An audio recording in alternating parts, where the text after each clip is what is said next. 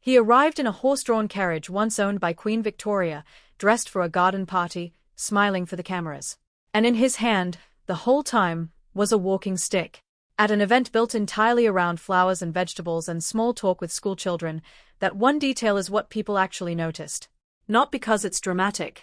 Because 2.5 years into a cancer diagnosis nobody's ever gotten a straight answer about, even the smallest visual cue gets read like a headline.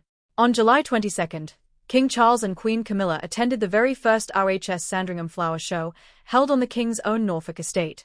It was a genuinely new event, separate from the traditional volunteer-run Sandringham Flower Show that's been running since 1881, when the future King Edward VII, then Prince of Wales, first decided to host a flower show for Sandringham's tenants. Under a new agreement with the Royal Horticultural Society, where Charles has served as patron since 2024, this RHS version will now take place once every 3 years, with the old community-run show returning in the years in between. The couple made their entrance the way you'd expect from a monarch who genuinely loves the stuff, riding through the old Norwich gates in a carriage that once belonged to Victoria, a string quartet playing the national anthem as they stepped down. Charles wore a light suit. Camilla wore green and white. And Charles carried a walking stick, the same way he has at a number of engagements over the past year. The new arrangement hasn't landed perfectly with everyone locally. Graham Brown, chairman of the volunteer committee that's run the traditional show for decades, told reporters he accepted the change but was concerned the RHS version would feel less local, noting that his event is run entirely by unpaid volunteers while the RHS operates as a much larger, paid organization. Ticket prices for the new RHS show have reportedly nearly doubled compared to the traditional event, which drew around 15,000 to 20,000 visitors a year and was famously a favorite of the late Queen Mother, who in her later years was photographed being driven around the grounds in a golf buggy. It's a small piece of friction underneath an otherwise warm story, a reminder that even a king's favorite hobby comes with logistics and local politics attached. What followed on the day itself wasn't a photo op stitched together for optics. It was, by every account, a genuinely engaged visit. Charles had personally designed one of the exhibits himself, working with garden designer Catherine MacDonald on something called the Royal Legacy Garden. He walked the grounds, stopped to talk with a group of schoolchildren, and asked what they grew at their school. When they told him tomatoes and herbs, he asked if they ever ate their greens. They said no. "Have you tried spinach?" he shot back, apparently completely serious, and the exchange has been making the rounds since. Camilla, meanwhile, presented an award to a local primary school for a bee-themed upcycled garden built out of tin cans, calling it absolutely charming and telling the kids a lot of hard work clearly went into it. Charles also presented the Best Exhibit in the Floral Marquee Award to Colin and Esther Jones, a couple from North Wales who grow fuchsias. Nothing about the day looked rehearsed. It looked like two people who actually wanted to be there. That matters more this year than it might have in the past, because last year, there was no royal at the Sandringham Flower Show at all, the first time in 30 years that happened.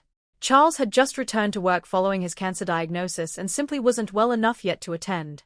So this year's appearance isn't just a garden party. It's a marker of distance traveled, whether or not anyone in the family frames it that way publicly. But it's the walking stick that people keep coming back to. Royal Watcher blogs picked up on it almost immediately.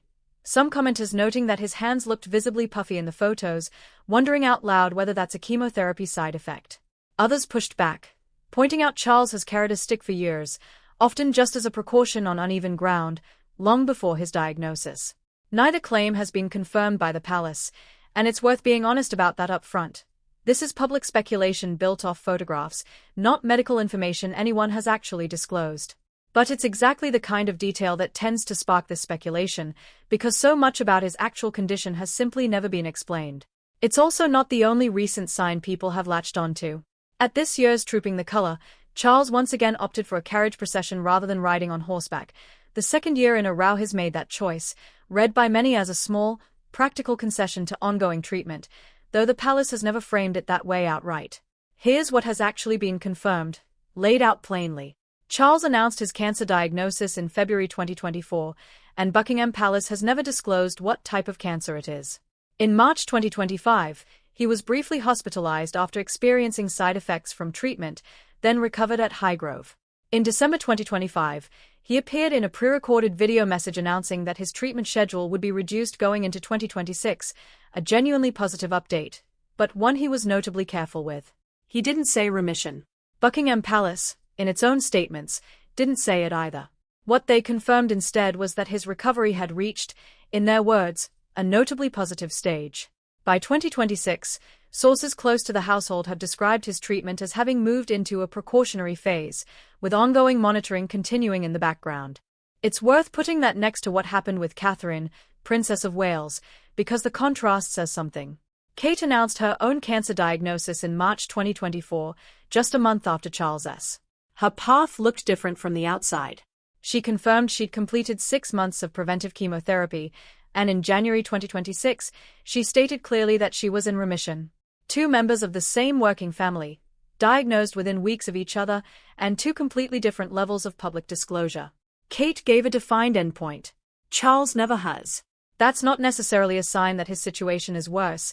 It might just reflect how each of them, or the institution around each of them, has decided to handle something so private playing out so publicly.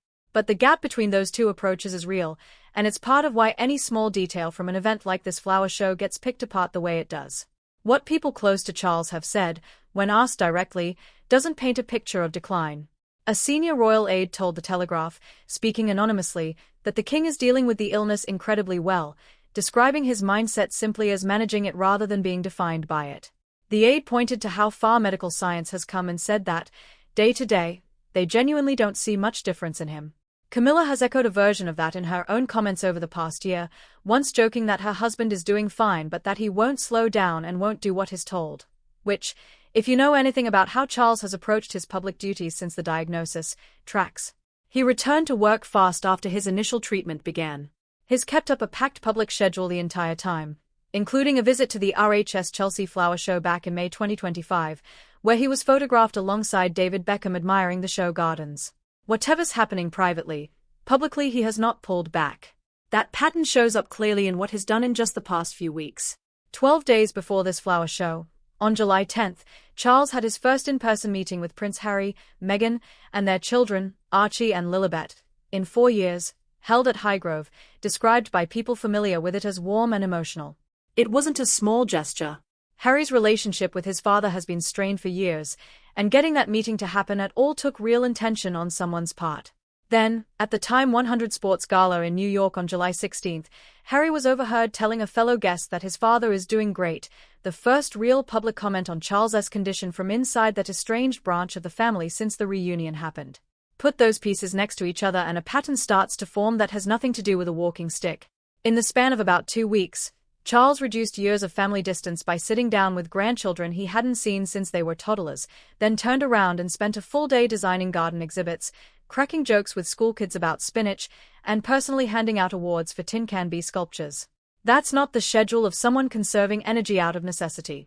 It reads more like someone who's decided, deliberately, how he wants to spend whatever time and health he has, mending what he can mend, and still showing up fully for the parts of his role he actually loves.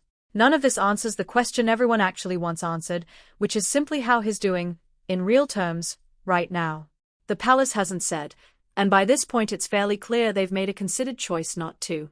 What's left is what the public can actually see, a king who kept walking, kept talking, kept showing up, stick in hand or not, at an event he wasn't even well enough to attend 12 months ago.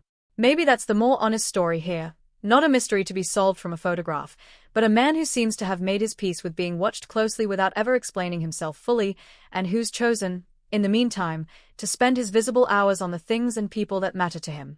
Whatever the walking stick means, the calendar around it tells its own kind of story.